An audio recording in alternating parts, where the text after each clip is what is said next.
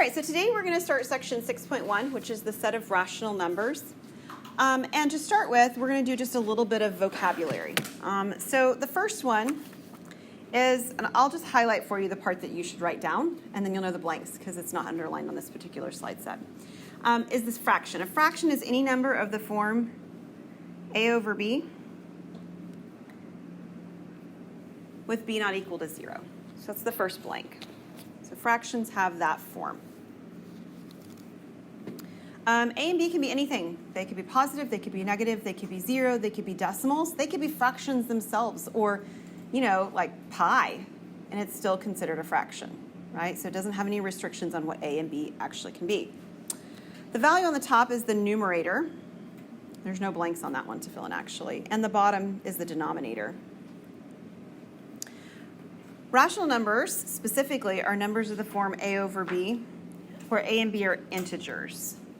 So these have a stronger condition than just being fractions. However, these are the fractions we work with the most, right? 2/3, not pi over 6. It's not the ones we work with the most. Rational numbers are. There's lots of uses of rational numbers. We see rational numbers used in 4 different places. I don't even have them written down here, so you can see where the blanks are on the screen. So the 4 uses of rational numbers that we're going to at least talk about are solutions, partitions, ratios, and probability. So a solution is what happens when you solve equations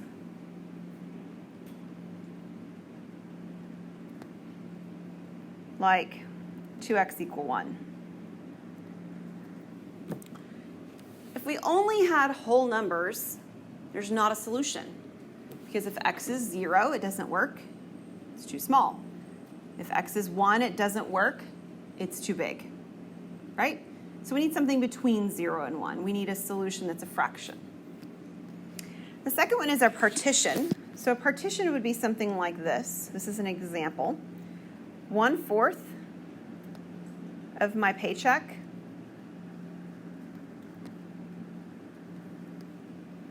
goes to gas. Thankfully, that's not true. But it's a partition. It's a portion of something. That's another use of fractions or rational numbers.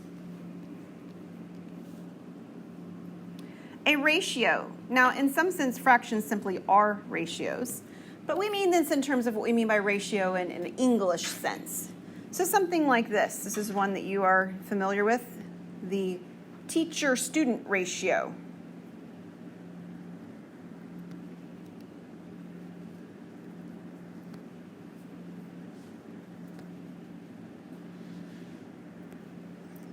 Is maybe 1 to 9, or whatever it is. Okay, 1 teacher to 9 kids. So we use it in ratios in that sense. Either you can also write this as a fraction, like this. It's another way to think of that, 1/9. The last one's probability. Probability is something that we will do in chapter 9. It's one of the more difficult chapters for a variety of reasons. But probability is the idea of likelihood or chance things happening. Sometimes chance, sometimes not. But this is an example. When you roll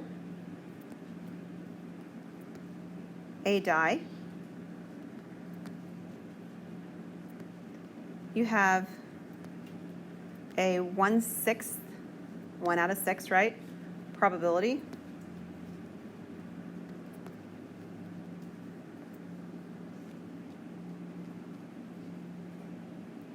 Of rolling a 5. So it's a probability type problem.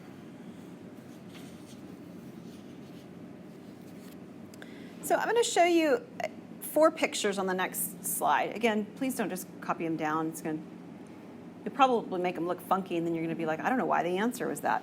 Okay, so again, fill them in later. But what we're going to do is we're going to be looking at the diagrams and deciding what fraction the shaded part represents. So on the first diagram, what fraction is shaded in? 1/6. Any idea what a student might say instead of 1/6? They might say 1/4. So if somebody said 1/4, what would they be doing?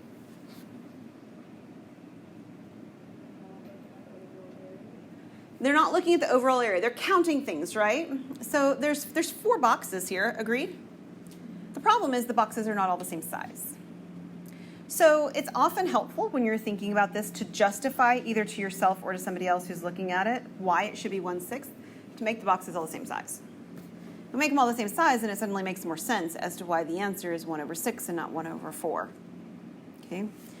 So fractions are encountered in 4th grade strongly. 5th grade even more so, and we keep working our way up from there with different components of fractions. I have 2 kids who just finished 5th grade, and so they still struggle with these ideas, these pictures that make pretty much sense to you guys at this point. You're pretty comfortable with that idea. 5th graders aren't. So on B, what fraction is shaded in? It's 1/4. But what might a child say? They might say 1/5 for the exact same reason. However, on this one, I can't just sort of draw another line and justify it. I almost have to erase 2 lines that are already there, right? So if I were to, we're going to try and do this with white pen. If I were to sort of erase these 2 lines that are splitting that top into 3, and if I were to add in the line here, you can see how it makes more sense now because all the boxes are the same size. You can't compare them if they're not the same size. How about C?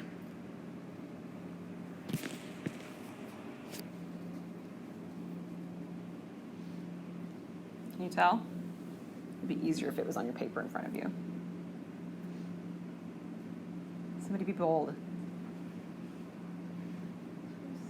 It is, it's 2 7s. At first glance, what might you have thought?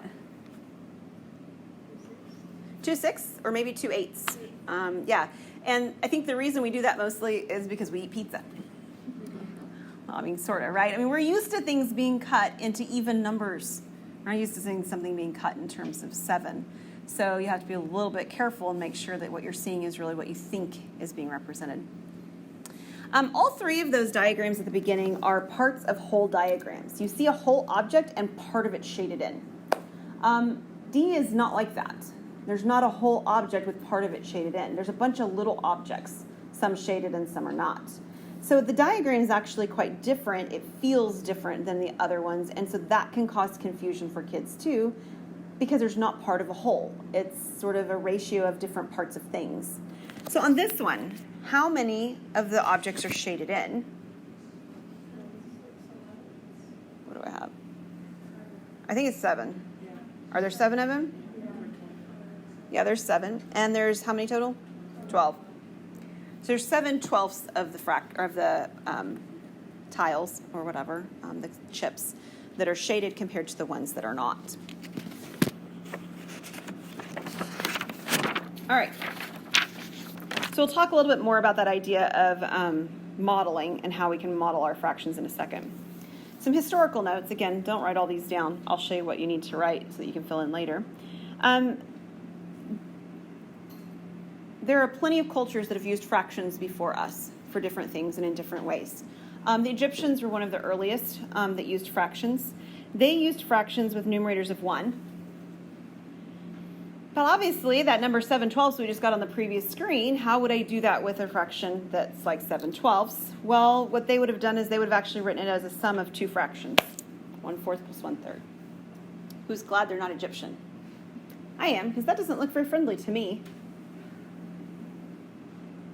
The Greeks adopted fractions with denominators of 60 from the Babylonians. So Babylonians had them as well. This is still presently used in the measurement of angles. So Babylonians and angles.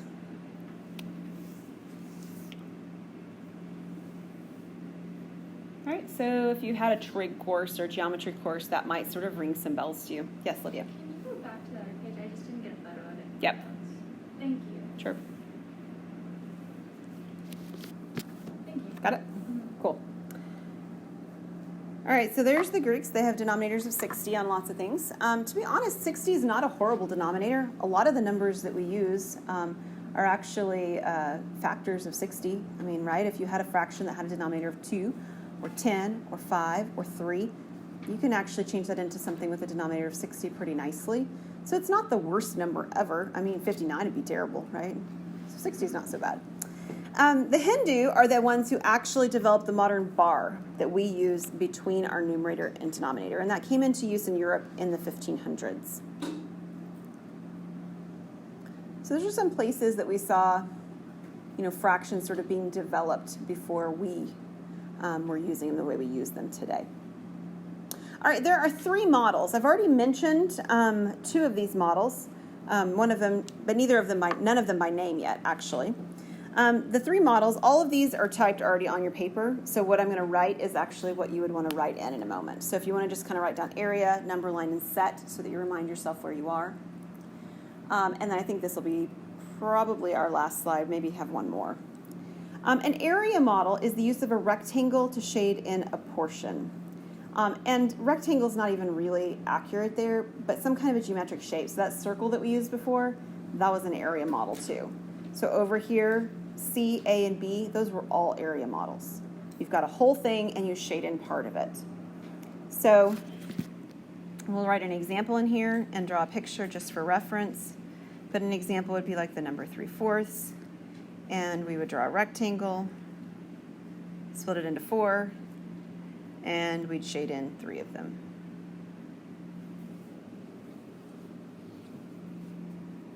A number line is another type of model. With a number line, we'll do the 3/4 again. You have a line, and it goes from 0 to whatever, but we need 0 to 1 as our reference point. And then what you do is you partition the number line into the pieces of the denominator you need. So since our denominator is a 4, we need 4 pieces in between here. So notice it's not 4 hash marks between here. There's only 3 of them, but there's 4 regions. I have 1 here, 2 here, 3 here, and 4 here. Number line models are really tough for my 5th graders. They're about to be 6th graders. This really confuses them still. We've worked a lot on this summer. So if you're looking at 3/4, it would be, right here.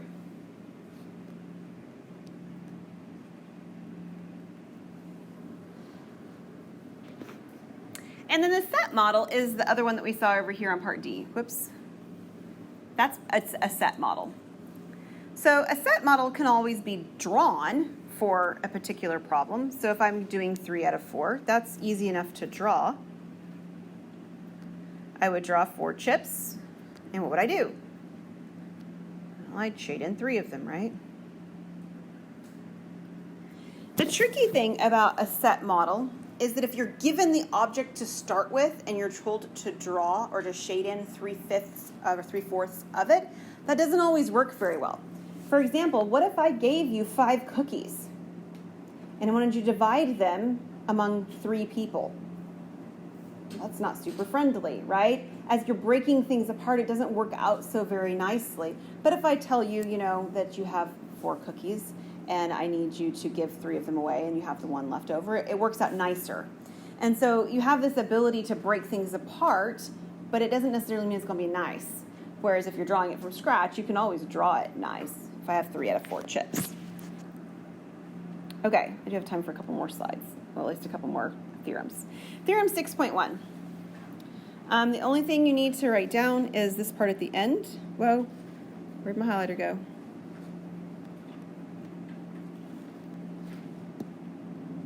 Okay, so the fundamental law of fractions, anytime you see something that says fundamental in mathematics, it means it's really important. Okay, and it is really important. The fundamental law of fractions says that if you have a fraction a over b, and you have any non-zero integer, and it's actually true for any non-zero rational number, and you multiply it on the top and you multiply it on the bottom, the value of the fraction doesn't change. So, yes, they're all n's on this one. N's and m's start to look funny when you make them all cursive. So, like, for example, my 3/4 a moment ago, If I multiply the top and the bottom by 2, I get 6/8. That's equal to what I had before. And it's because the fundamental law says it's equal. And it can be proven. A really nice justification for why it works would be to go back to my area diagram. So I'm going to flip the screen back for a moment. I'll come back here in just a second. But if you take a look at this area diagram where I shaded in 3/4, right? My multiplying by 2 on the top and the bottom, basically what that does is it makes everything double like this. So now you can see if I count them again, I have 6 out of 8. I didn't shade anything any differently. All I did was break it into different pieces, right? It's like taking the pizza and splitting it into 8 pieces instead of 6 pieces. It's the same amount of pizza it was before, but it might spread around more easily with the people you invited to the party, okay? And then the other one on this slide, and we'll stop after this one, is the idea of simplest form, because they go together so well. 2 things to highlight for this one. That is the word no and the word greater. So what simplest form is that a rational number a over b is in simplest form if b is greater than 0, so the denominator is positive, and the greatest common divisor of a and b is 1. What that means is that the numerator and the denominator don't have anything in common and can't be divided out. So 3 over 4 is in simplest form because 3 and 4 share no common factors. I can't break one down and the other one actually break down the same way. But 6 over 8 is not in simplest form because they're both 6 and 8 individually divisible by 2. So that's what we mean when we're talking about simplest form. All right, so what I need for you to do before next class period is to print out notes for, I would at least say for chapter 6 for now, but if you want to print them out for the whole semester, you certainly could. We'll pick back up in 6.1 where we were here, and then we will take a look next time at group work. So print out notes for at least chapter 6 and send me an email and let me know your comfort level with working with others, preferring, or if you prefer to be isolated as you work, okay? Work alone. Thanks so much, guys, and I will see you guys on Wednesday.